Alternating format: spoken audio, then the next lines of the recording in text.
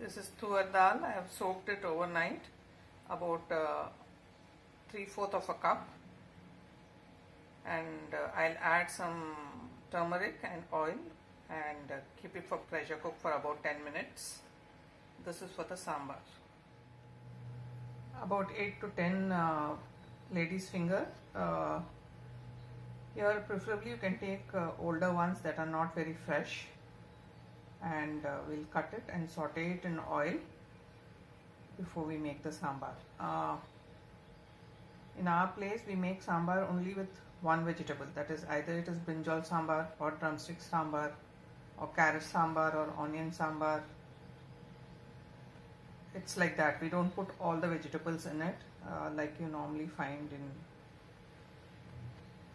restaurants or with other recipes.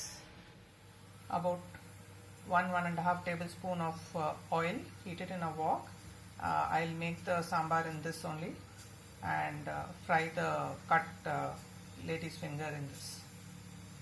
Only lady's finger needs to be fried, other vegetables can be put directly into it. This is the cut lady's finger. It's cut little broad.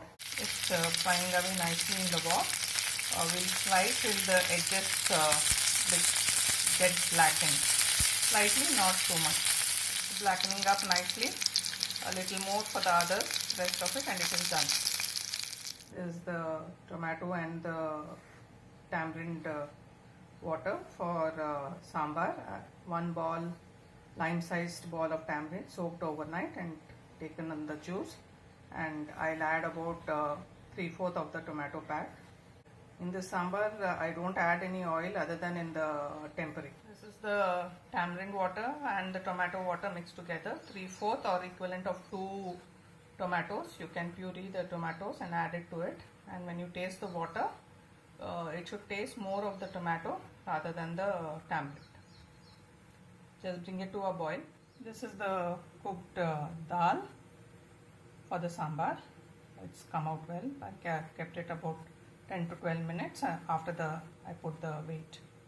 And you see it's boiling away, the concoction of tamarind and tomato. As you can see, there's some foam also coming like the rasam.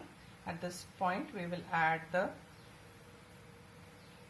fried lady's finger. The lady's finger has cooked well. Now we'll add the pulses, the cooked pulses. Once we add the pulses, the dal, this is how it looks. We'll have to cook it till the whole thing boils. It's boiling away very well. Now keep it in sim and boil for another 5-7 minutes.